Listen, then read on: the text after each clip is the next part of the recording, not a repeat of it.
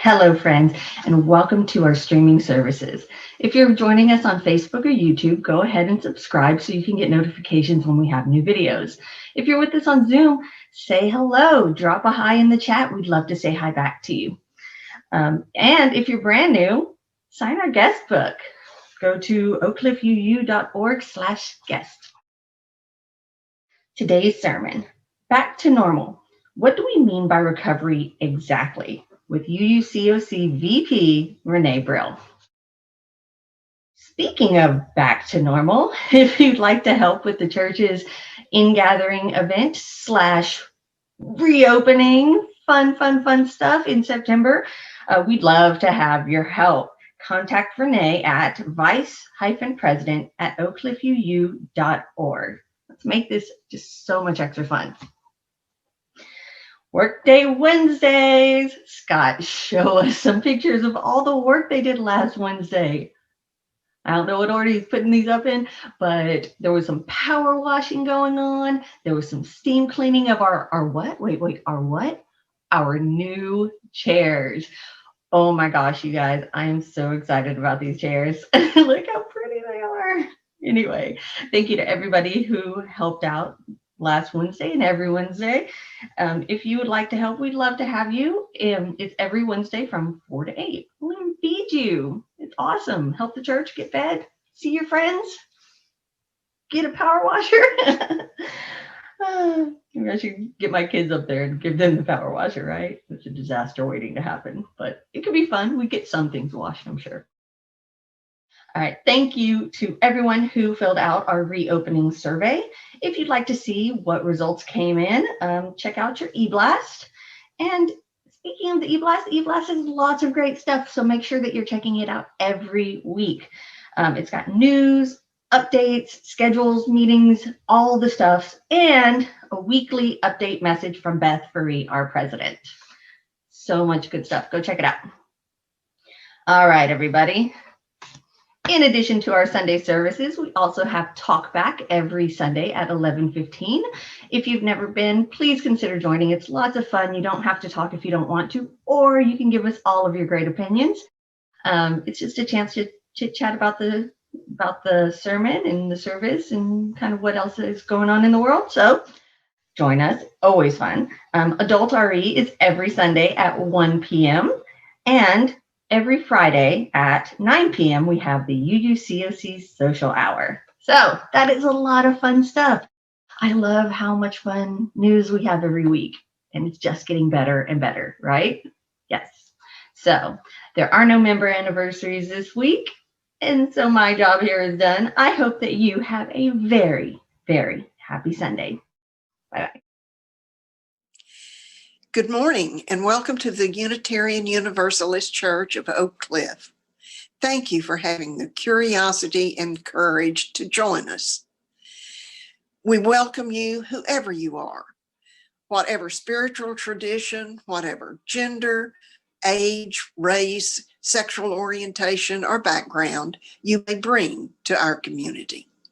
We hope you find here comfort, challenge, community, respect, and above all, love. May the light we now kindle inspire us to use our powers to heal and not to harm, to help and not to hinder, to bless and not to curse, to serve you, Spirit of love, compassion, and forgiveness. Que esta luz que ahora encendemos nos inspire a usar nuestros dones y poderes para sanar y no para herir, para ayudar y no para impedir, para bendecir y no para maldecir, para servirte a ti, espíritu de amor, compasión y perdón. The Unseen Skeleton by Isabel Wilkerson. We in the developed world are like homeowners who inherited a house on a piece of land that is beautiful on the outside, but whose soil is unstable loam and rock, heaving and contracting over generations, cracks patched, but the deeper ruptures waved away for decades, centuries even. Many people may rightly say, I had nothing to do with how this all started. I have nothing to do with the sins of the past. My ancestors never attacked indigenous people, never owned slaves. And yes, not one of us was here when this house was built. Our immediate ancestors may have had nothing to do with it. But here we are, the current occupants of a property with stress cracks and bowed walls and fissures built into the foundation. We are the heirs to whatever is right or wrong with it. We did not erect the uneven pillars or joists, but they are ours to deal with now. And any further deterioration is, in fact, on our hands. Like other old houses, America has an unseen skeleton, a caste system that is as central to its operation as are the studs and joists that we cannot see in the physical buildings we call home. Caste is the infrastructure of our divisions. It is the architecture of human hierarchy, the subconscious code of instructions for maintaining, in our case, a 400-year-old social order. Looking at caste is like holding the country's X-ray up to the light.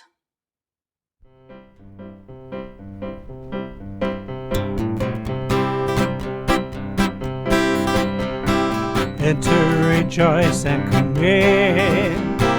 Enter, rejoice, and come in. Today will be a joyful day. Enter, rejoice, and come in. Open your ears to the song. Open your ears to the song. Today will be a joyful day. Enter, rejoice, and come in. Open your hearts, everyone. Open your hearts, everyone. Today will be a joyful day. Enter, rejoice, and come in. Don't be afraid of some change. Don't be afraid of some change. Today will be a joyful day. Enter, rejoice, and come in. Enter, rejoice, and come in. Enter, rejoice, and come in. Today will be a joyful day.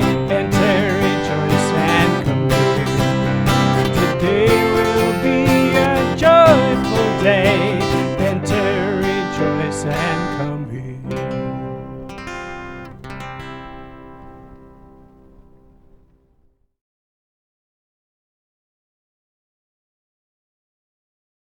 Because we love one another, we honor each individual spiritual journey. We celebrate life's abundance and service to each other, our community, and the world. We connect with each other in love, respect, and acceptance. Thus do we covenant together. And now in Spanish.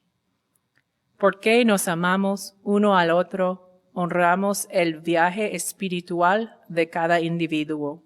Celebramos la abundancia de la vida en el servicio a entre sí, nuestra comunidad y el mundo.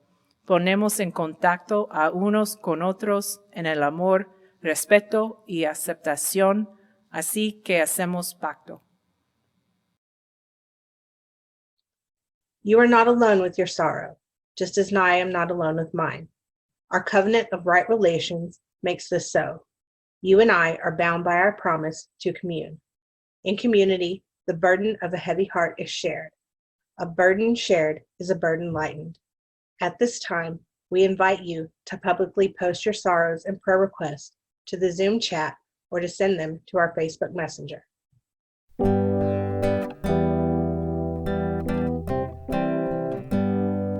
When I breathe in peace. When I breathe out, I breathe out love when I breathe in. I breathe in peace when I breathe out. I breathe out love.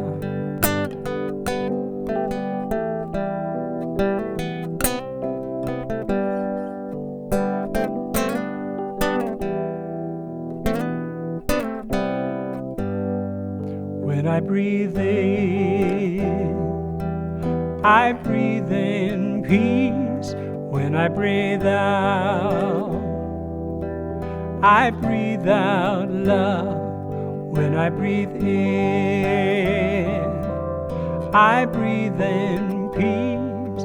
When I breathe out, I breathe out love.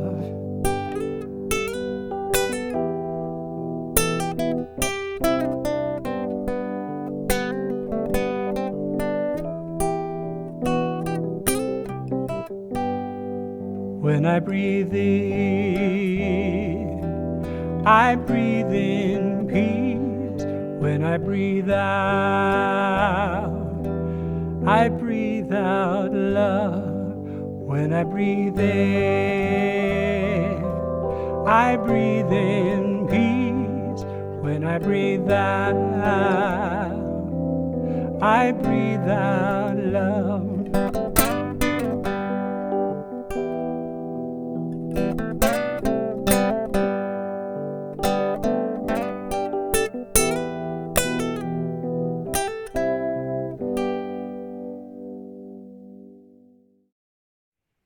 This Sunday, like every Sunday, we reaffirm our promise to one another. Our promise makes clear the call to celebrate. For that which brings you joy, makes you grateful, brings you peace. We, your sacred community, celebrate. We celebrate together and magnify joy, heighten gratitude, and spread ever-increasing peace. At this time, we invite you to publicly post your joys and prayer requests to the Zoom chat or send them to our Facebook Messenger.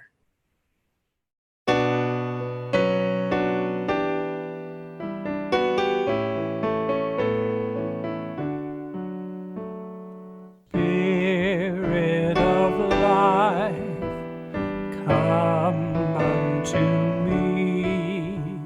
Sing in my heart all the steps of compassion. Blow in the wind, rise in the sea, move in the hand, giving life the shape of justice. Roots hold me close, wings set me free. Spirit of life, come to me, come to me.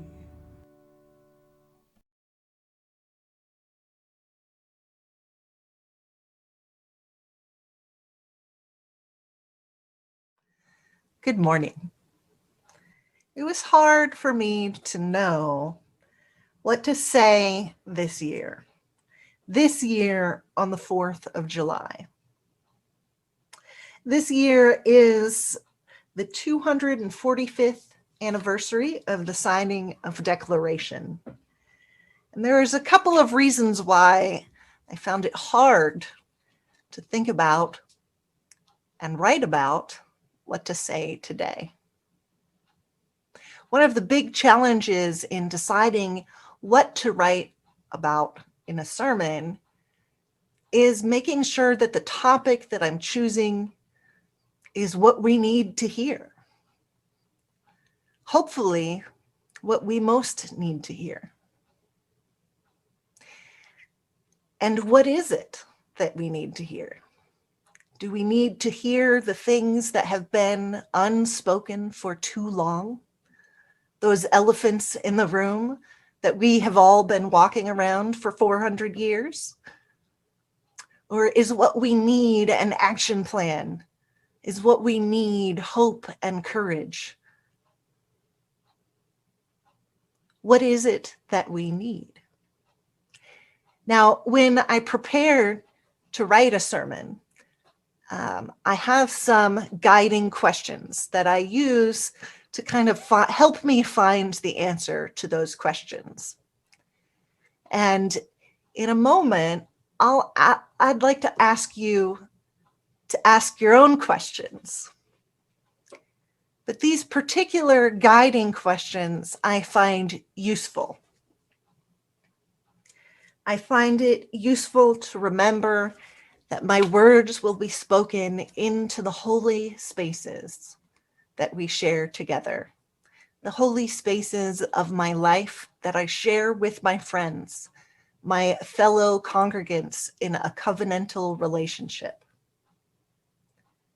The questions I think about are, what is important enough to ask a whole congregation of people to think about? What has been unspoken for too long? What might we need collectively? What healing might we need, both as individuals and together as a congregation and community? What do we need as individuals who are looking for courage to do what we know must be done? What can benefit from our collective power, talents, passion, compassion, and attention?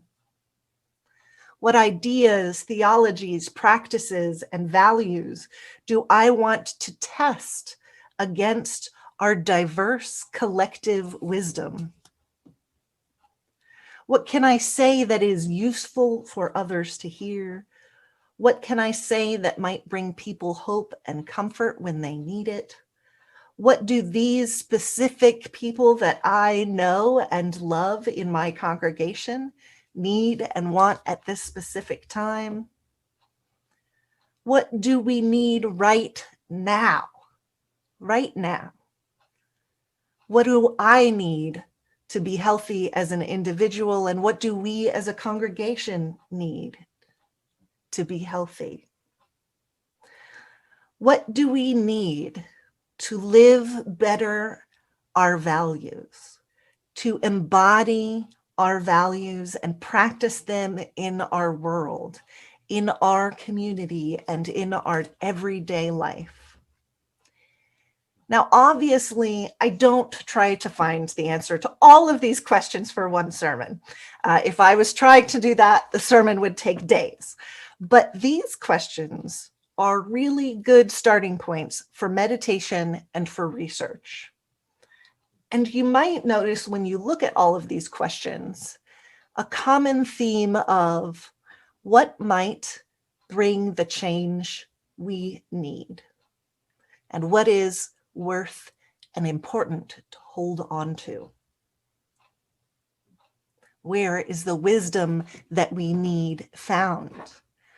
And how can that wisdom make our present situation better? These are good questions, and these are good starting points. In a moment, I'm going to give you the result of my meditations on the 4th of July in 2021, and what I think I need to and we need to hear and to say, for whatever that's worth. But first, I want to invite you into your own discernment as we stand at this threshold of time. I want you to consider your own action questions as you prepare to face what is hopefully a post-COVID world. I'd like to invite you to meditate, ponder, research, make art about, make mind maps, and all of the other ways that you find useful to engage and process the following 10 questions. 1, what makes you feel like you have come alive? What lights you up with excitement? 2, when do you feel confident, valued, and respected? 3, what parts of your life are precious and worth holding on to? 4. When do you feel connected and part of the community? 5. What gets in the way of your passion and excitement? 6. What are your highest and most important values? 7. How do you practice these values in your life? 8.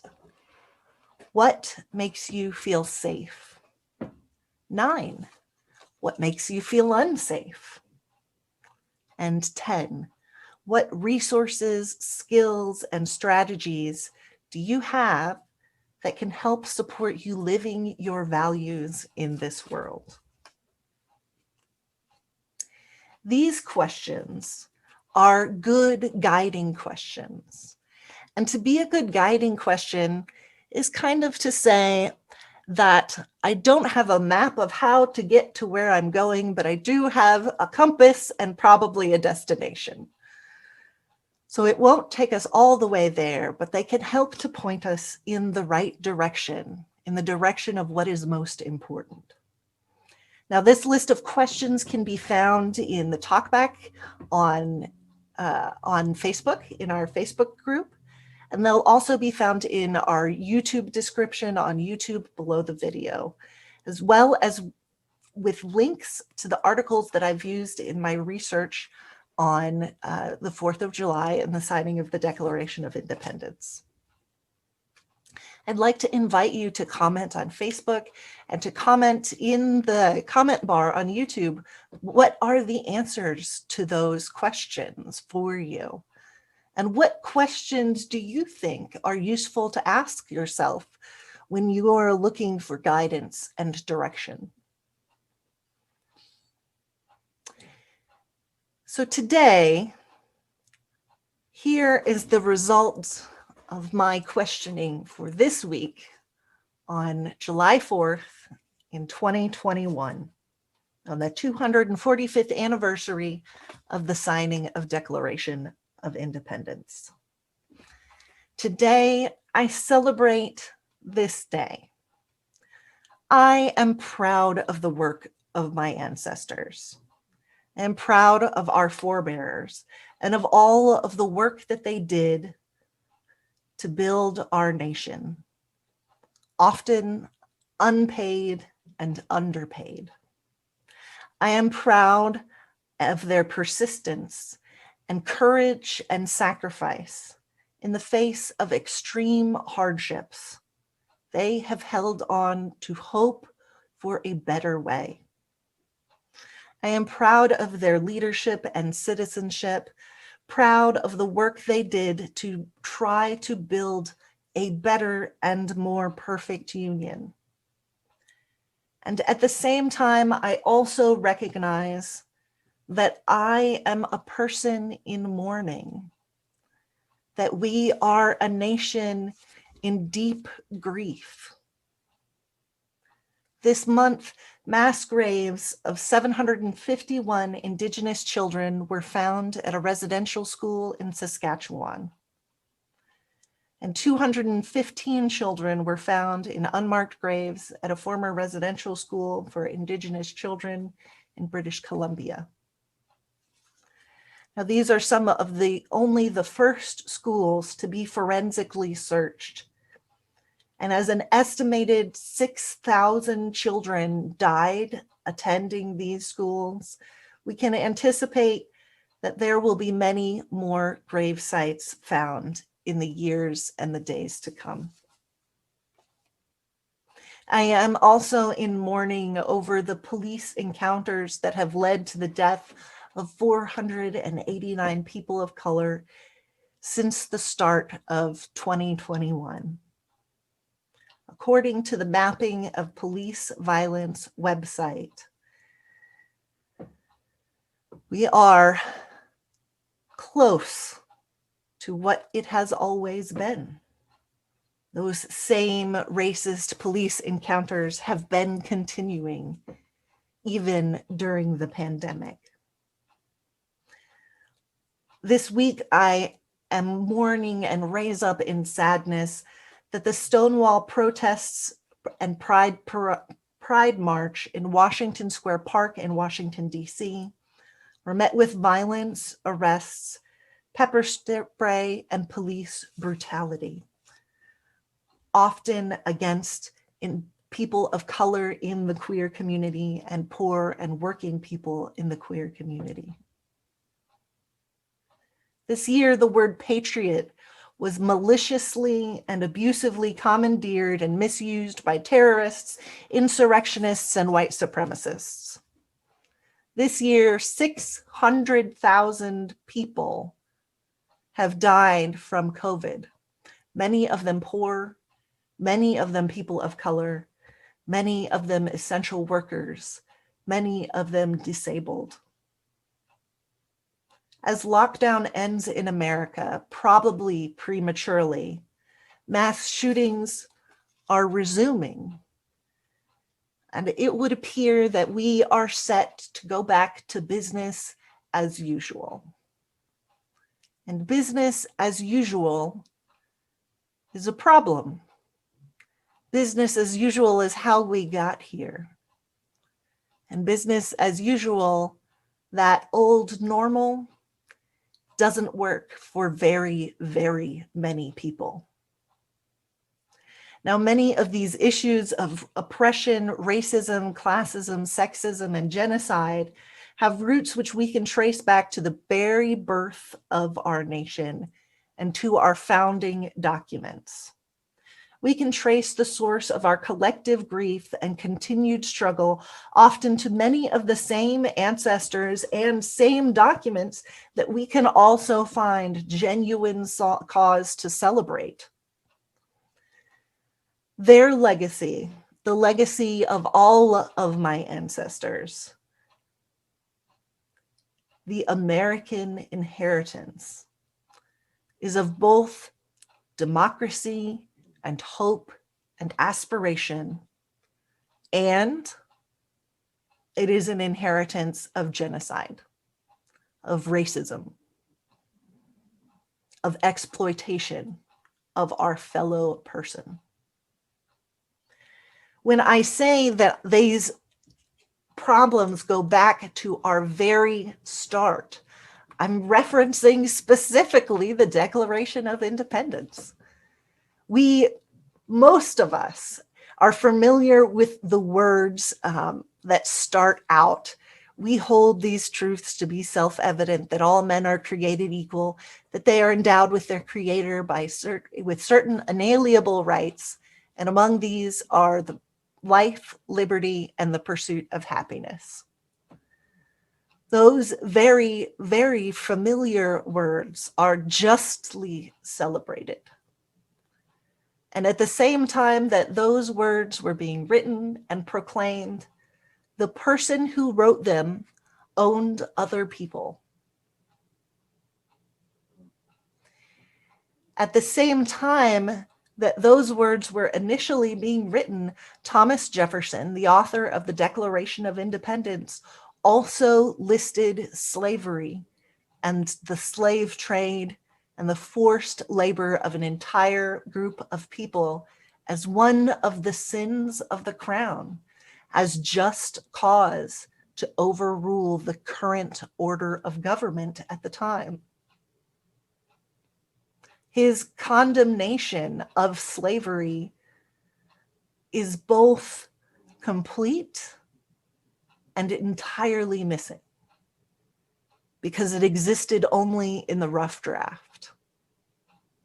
We can see a glimpse of how close someone can be to a good idea and yet so far from making that idea a reality.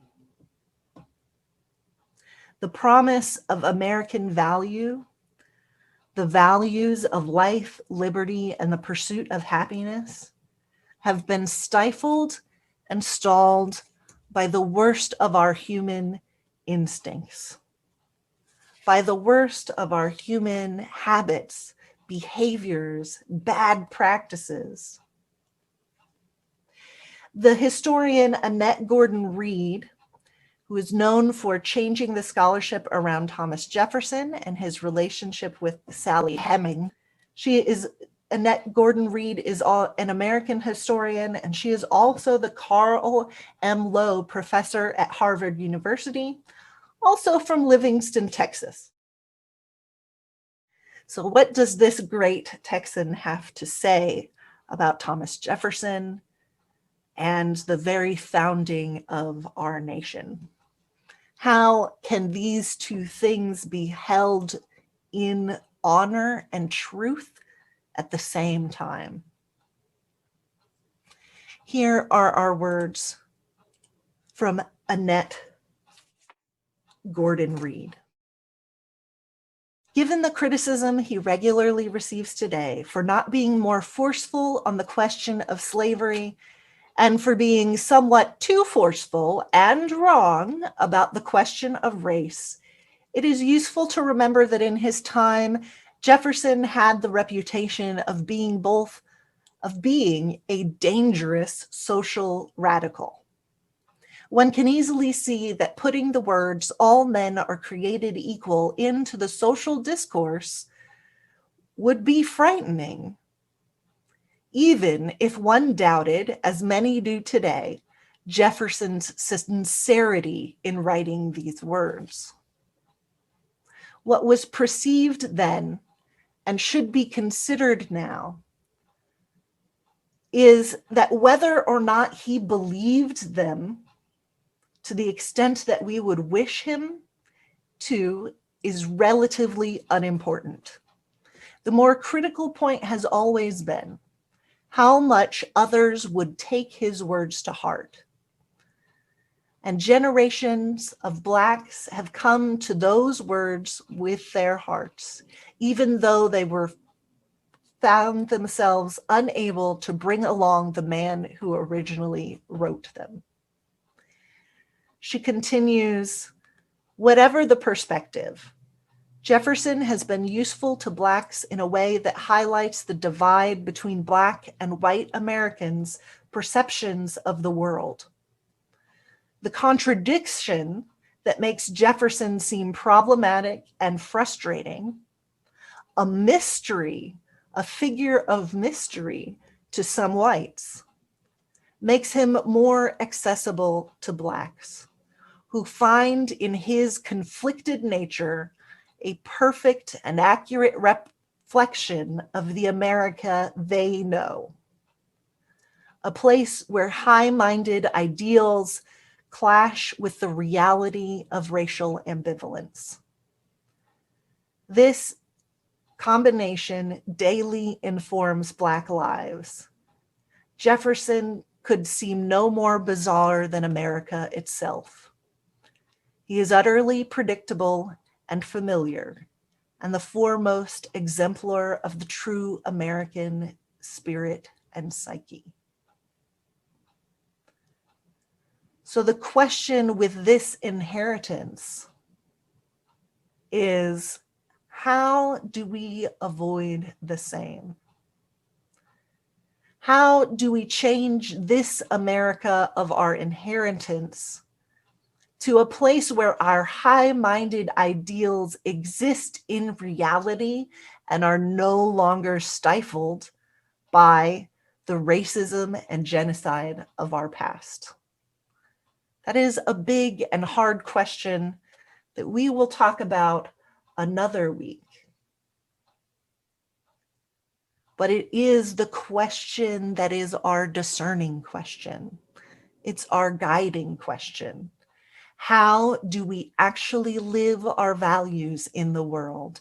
How do we actually make this nation a nation where life, liberty, and the pursuit of happiness is guaranteed to every single person?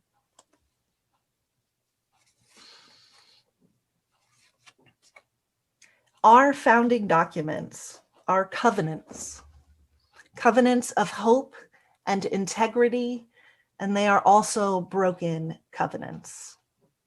The broken promise of the Revolution became a broken promise of the Constitution. followed by the broken promises of post-Civil War Reconstruction and the many more broken promises of fair housing, the broken promises of our peace treaties with Indigenous people, the broken promises of economic recoveries that leave out so many of our fellow Americans. What we have been left with is a mess that must be addressed because it is dangerous and deadly and toxic, in that it touches every part of our lives, both collectively and individually. Now, we might not have made this mess, but it is still our responsibility to clean up, for the very simple reason that we are the adults in the room to do it. We're the only ones here.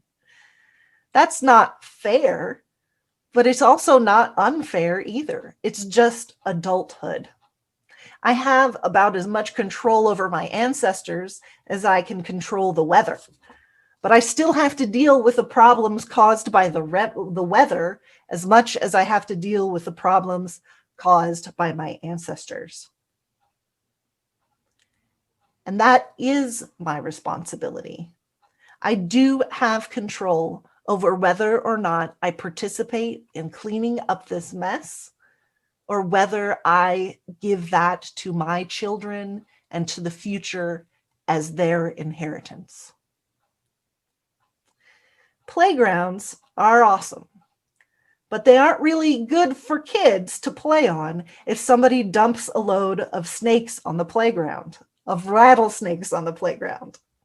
If the person who put those rattlesnakes there isn't around or refuses to clean them up, we, the adults in the room, still need to get rid of the rattlesnakes before it's safe to play on the playground. So, what is the difference between real material change and symbolic change? A broken promise, a promise that is all words and no substance. What is real recovery? What does real recovery require? In future sermons, I hope to talk about what I think is the answer to this question. And that answer is reparations. The answer to this question is that we have to remove the danger and prevent it from reoccurring. Next time, here is what I hope to talk about. Over the coming weeks and months, what I'm going to think about, what my new research question is what do we actually have to do to remove the white supremacy snakes from our democracy playground?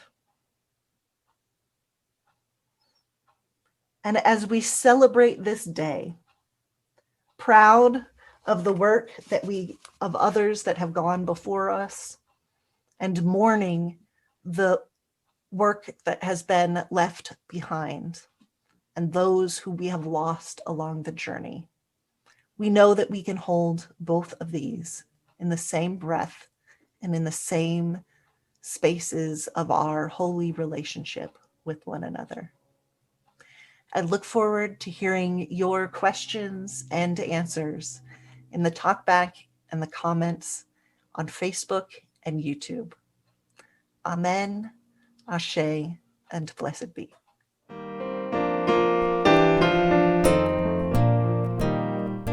Let freedom span both east and west, and love both south and north, in universal fellowship throughout the whole wide earth. In beauty, wonder everywhere, let us communion find.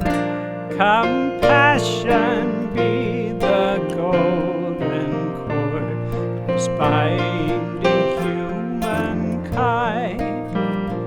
Beyond all barriers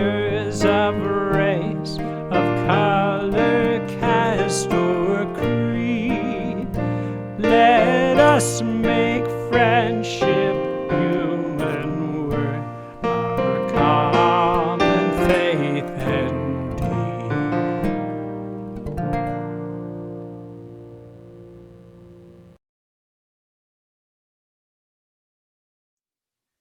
This house is for the ingathering of nature and human nature. It is a house of friendships, a haven in trouble, an open room for the encouragement of our struggle. It is a house of freedom, guarding the dignity and worth of every person. It offers a platform for the free voice, for declaring, both in times of security and danger, the full and undivided conflict of opinion. It is a house of truth-seeking, where scientists can encourage devotion to their quest, where mystics can abide in a community of searchers. It is a house of art, adorning its celebrations with melodies and handiworks. It is a house of prophecy, outrunning times past and times present in visions of growth and progress. This house is a cradle for our dreams, the workshop of our common endeavor. To make an offering or fulfill your pledge, please go to oakcliffuu.org/donate and follow the links.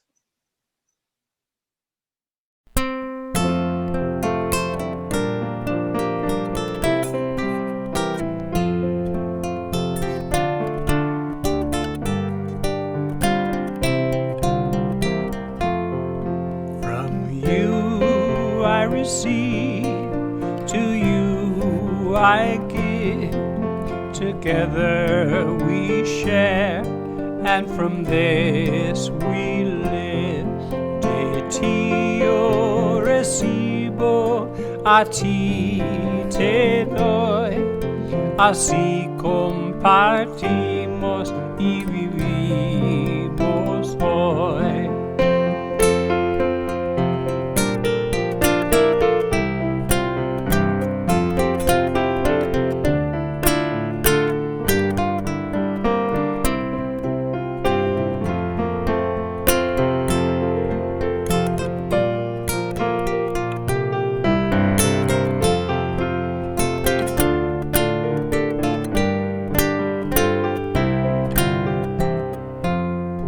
From you I receive, to you I give, together we share, and from this we live. De ti yo recibo, a ti te doy, así compartimos y vivimos hoy. The Privileges of a Racist System by John A. Powell. The thing that's really slick about whiteness, if you will, is that most of the benefits can be obtained without ever doing anything personally. There are a whole set of assumptions that flow from being white, just like there are a whole set of benefits that flow from being male. You know, being a man doesn't mean that you have antipathy toward women. But if society is patriarchal, which a lot of people say it is, it means that the way resources are distributed in society benefits men. In that sense, men are not innocent, even though they may not personally have antipathy toward women. In the same way, in that sense, whites are not innocent. They're given the spoils of a racist system, even if they're not personally racist. We extinguish this flame, but not the light of truth, the warmth of community, or the fire of commitment. These we carry in our hearts until we are together again. And now in Spanish. Encendimos esta llama, pero no la luz de la verdad, el calor de comunidad o el fuego de nuestro compromiso. Estos los llevamos en el corazón hasta que estemos juntos otra vez.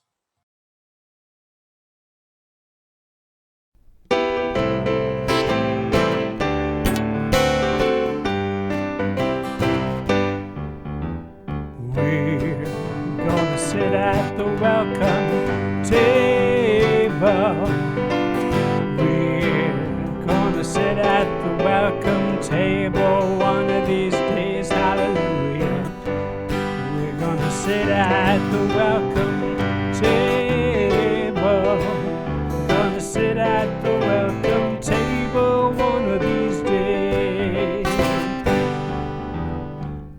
All kinds of people around that table.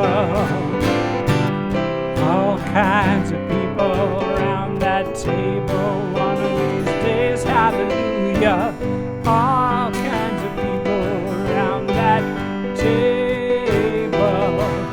Gonna sit at the welcome table one of these days. No fancy style at the welcome table. Oh, no fancy style at the welcome